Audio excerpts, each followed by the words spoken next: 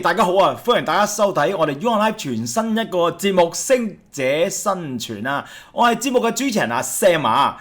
今日想同大家講呢樣嘢呢，就對我嚟講係非常之重要。我覺得喺市場特別同我嘅對手點揮發，到最後呢，唔係用價錢平，又或者用好特別嘅服務，又或者做好靚嘅 marketing，反而創意呢係令到我將好多嘅對手打敗，而且我見到好多好勁嘅對手都係創意勁嘅對手係最難搞嘅，所以我覺得大家呢，如果真係想做好你嘅生意呢，創意呢樣嘢係好緊要，而創意呢樣嘢要點呢？你要根據市場嘅需求，市場有咩優點，市場有咩需要你而開始諗多啲嘢。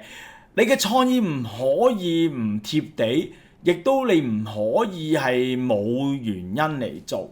所以創意呢度我都想同大家分享少少自己嘅意見。通常我哋做一個創意呢，嗰種產品呢，都係解決現有產品一啲嘅問題，而你令到你再做呢個新產品。即係當例子啊，我呢樣嘢本來係冇咗測呢個溫度嘅，咁我無端加咗測上去溫度，令到大家方便咗。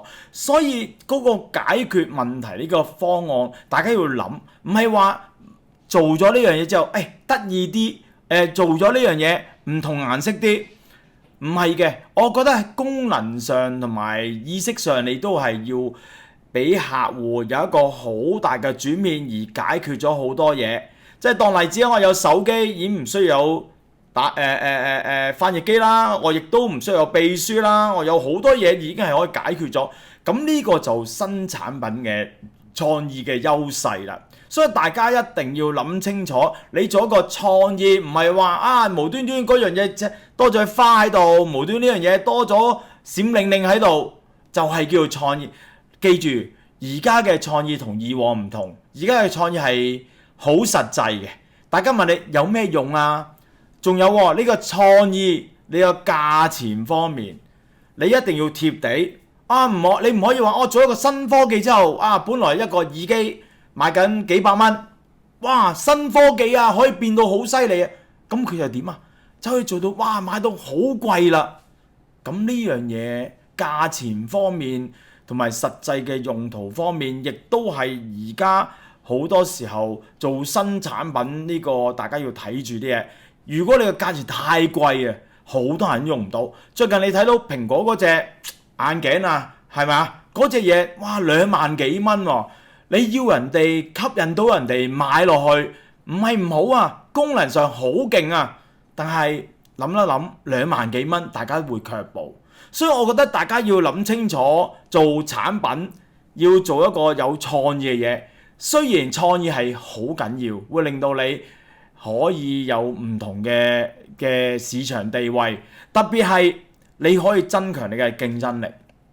你嘅對手一路要 copy 你啲嘢，你如果一路做嘅時候一 copy 你，大家會點就要鬥價錢啦，咁你點咁我做生意立場就將啲鬥價錢嗰啲做內卷嘅，咪等佢慢慢玩咯，同佢鬥落去啦。但係我一定要有一個新產品喺前面嚟頂住佢嘅。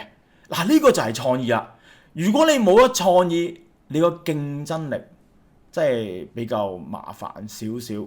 所以創意嚟講，對我嚟講係一個非常之緊要嘅嘢。大家如果對以上講呢樣嘢係有咩嘢意見呢？